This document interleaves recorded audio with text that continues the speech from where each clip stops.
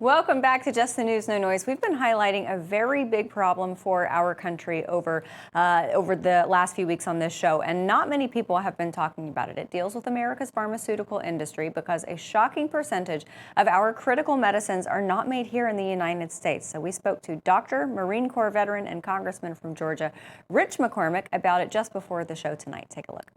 Joining us now, a physician, Marine Corps veteran, and Congressman from Georgia, Rich McCormick. Congressman, thank you so much for being here. Thanks. Good to be with you guys. Appreciate it. Sir, I know that as a veteran, you obviously recognize what not having the proper pharmaceuticals for our service members is going to do. We had retired Army Colonel Vic Suarez on our show a few times, and he equates medicine to ammo. Is it really that strategically important? It can be. It's funny. We just had a doctor's caucus meeting this morning talking about a bunch of things we have wrong with healthcare, how we prioritize to solve some of our strategic issues, obviously the cost of healthcare, but also you're talking about an access point. Right now, China basically controls the great majority of basic elements that need to go into medicines. They also have cornered the market on most of the production of cheap and effective medications.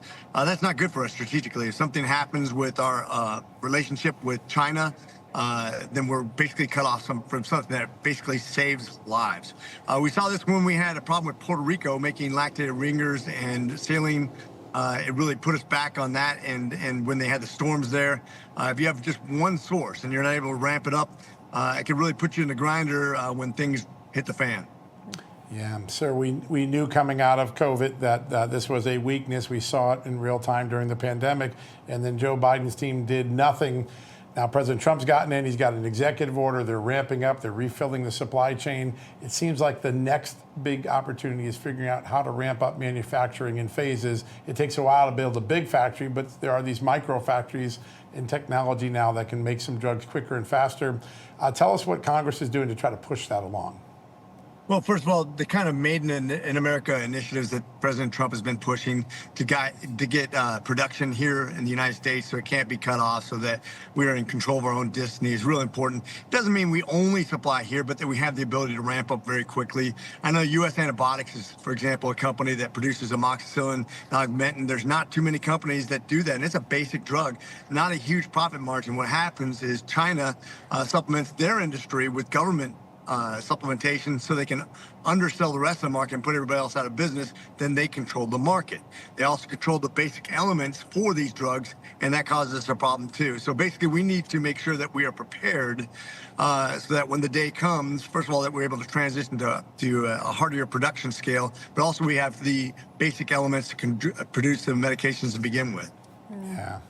That Strategic Active Pharmaceutical Ingredients Reserve, or SAPIR, I guess as everybody calls it, that was created under President Trump. But as John cited, the Biden administration didn't do anything about it. Did they just have a blind spot when it came to putting America first? I mean, that would have been really dangerous if there had been another pandemic, because then they would have had egg on their face. Why didn't they?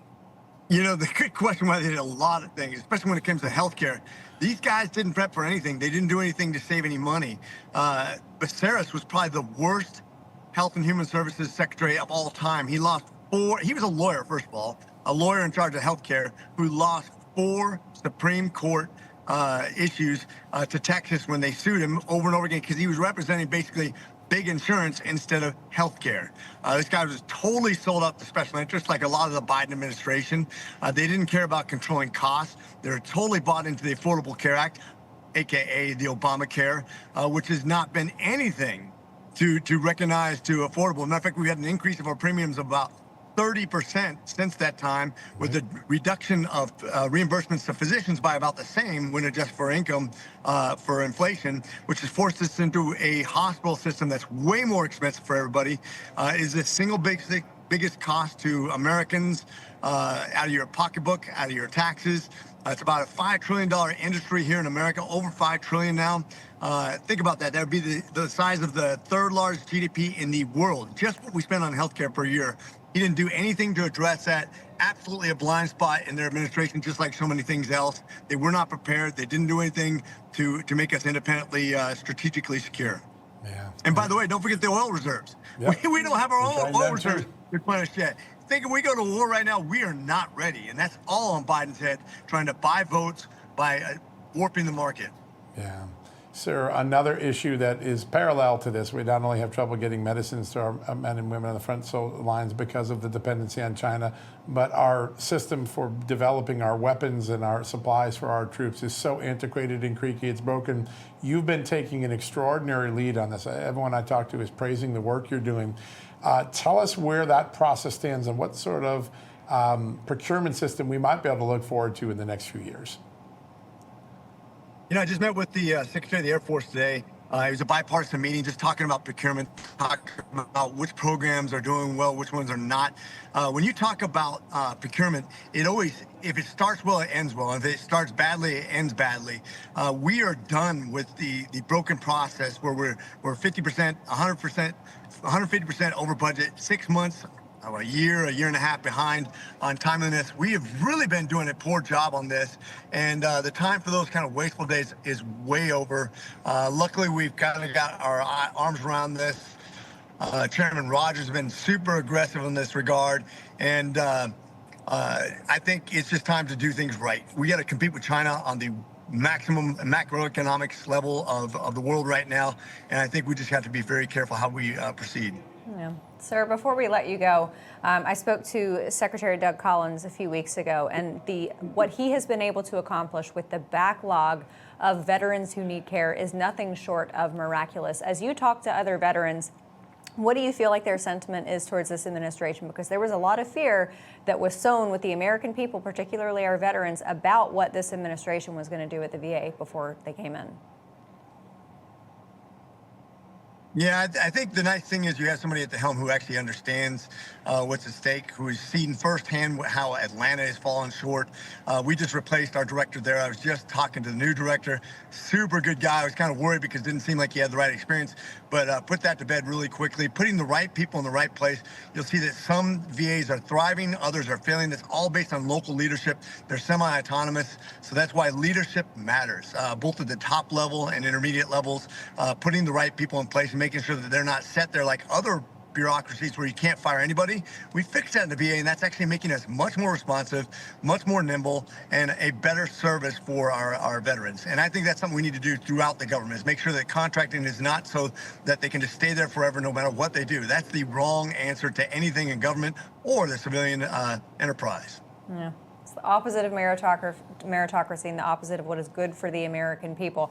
Dr. Marine Corps veteran and Congressman Rich McCormick, sir, thank you so much for being with us tonight.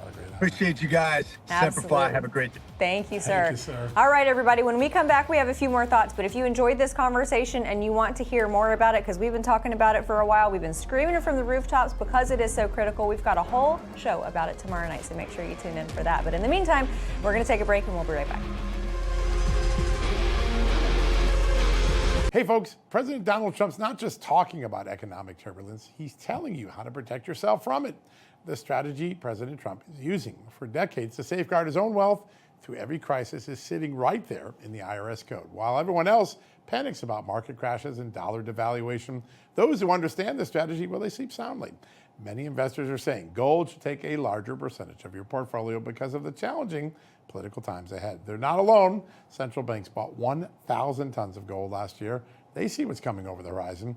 American Alternative Assets created a free guide showing you and I how to implement Trump's IRS strategy to protect your retirement. It's the same approach the wealthy use to preserve their fortunes when currencies collapse.